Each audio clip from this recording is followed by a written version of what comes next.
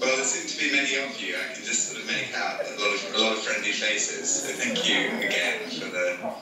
I think we're now on our 9th year since we've been sort of trying to work out this Virunga problem together. Of course, this last year has been in some ways the most eventful. The year where we've probably achieved the most. But of course, you know, in many ways, the most difficult year. But also, I think, you know, the year that gives us the most hope that we can actually pull this little exercise off that we've been trying to do together all these years. And so, you know, there's been some very hard moments, and also some incredibly positive, encouraging moments through the year.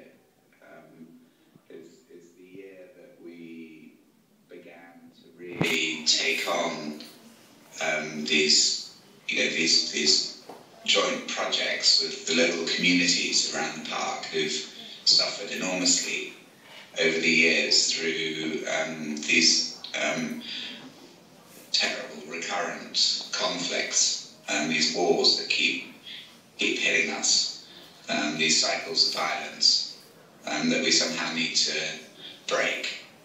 And of course, you know, we feel that the park, both in, you know, protecting its incredible wildlife and its incredible landscapes, and in particular the mountain gorillas, we can achieve something for the whole of humanity as a critical World Heritage Site.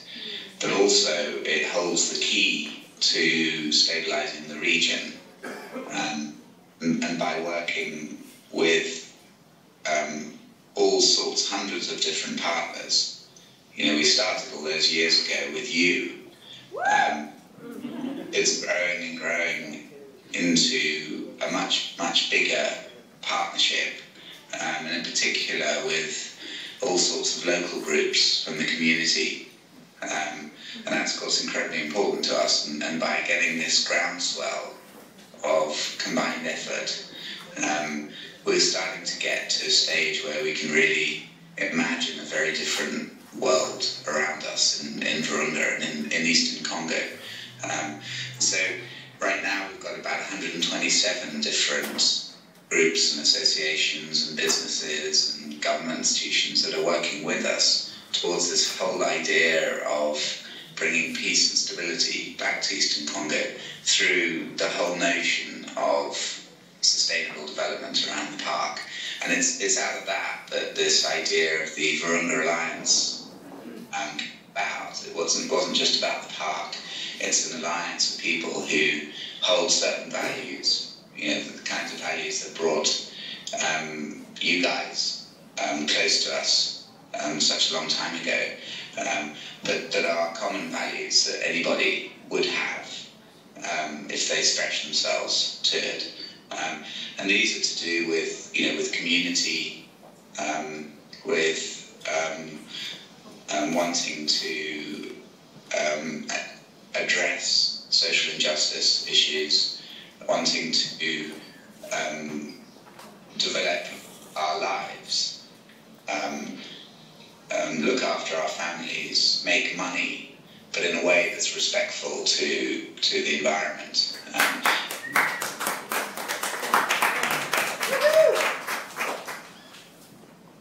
These are a set of core values that really really resonate. And so what we figured was we'll try and get it to work.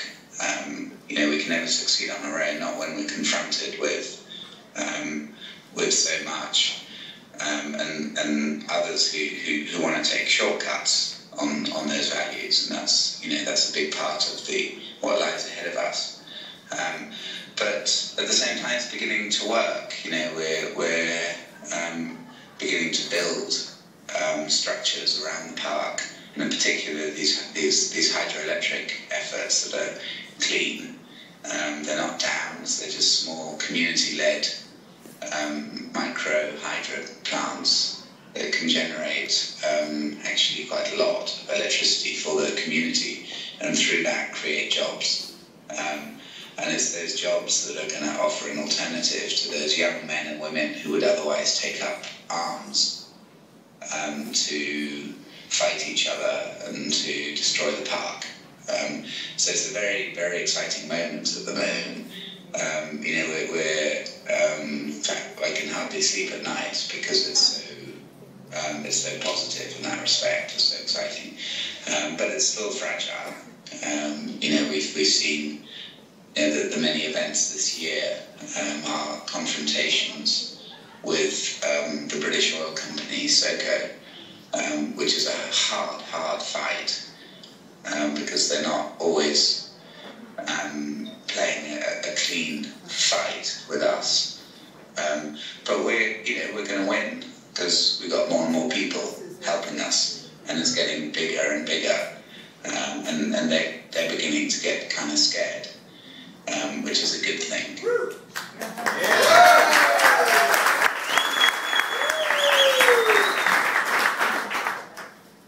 So we're at that stage. We really need your support. I think you've been incredibly generous to us. I mean, I'm blown away by how much you do for us. We'd like you to do even more.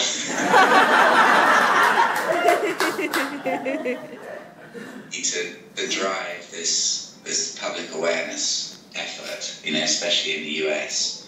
The US has very strict laws that can protect us, even in Congo.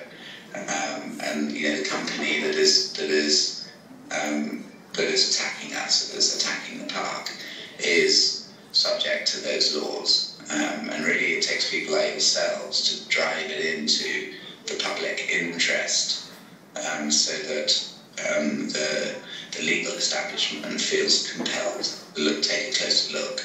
And that's the most important thing of all at the moment, is just to shout and scream and make as much noise as you can over this issue. Robert's there. Robert's good at that.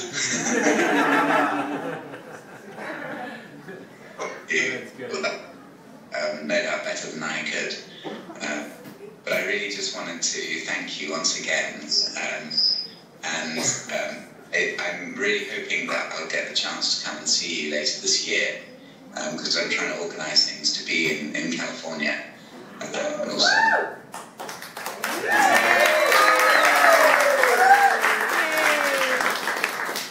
that would be a big bonus for me, because it would be tremendous to be able to come back to Happy Hollow Zoo. And so, once again, like I did last year and the year before, and I'll be doing next year, I wanted to thank you for the incredible support, which helps us in so many ways, all of us in Virunga.